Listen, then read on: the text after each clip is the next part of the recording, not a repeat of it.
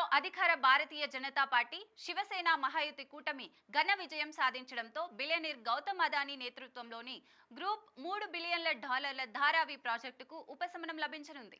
దీని కింద ముంబైలోని మురికివాడ ధారావి ప్రపంచ స్థాయి జిల్లాగా పునరావృద్ధి పనులు షురూ అవుతాయని వార్తలు వస్తున్నాయి.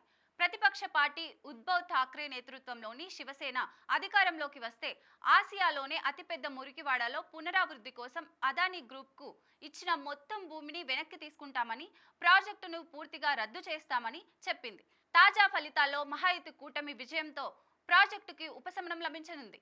కాగా ప్రపంచంలోనే అతిపెద్ద మురికివాడగా పేరుగావించిన ధారావిలో డెవలప్మెంట్ ప్రాజెక్టును అదానీ గ్రూప్ దక్కించుకున్న విషయం తెలిసిందే.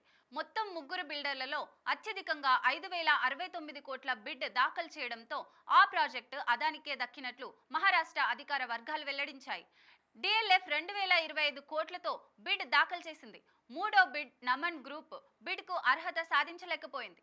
తుది అనుమతి కోసం బిడ్ వివరాలను ప్రభుత్వానికి పంపుతామని ప్రాజెక్టు CEO SVR శ్రీనివాస్ తెలిపారు. ఇదిలా ఉండగా 2.5 చదరపు కిలోమీటర్ల మేర విస్తీర్ణం ఉన్న ధారావి ప్రాంత అభివృద్ధి మొత్తం ప్రాజెక్టు విలువ 20,000 కోట్లు.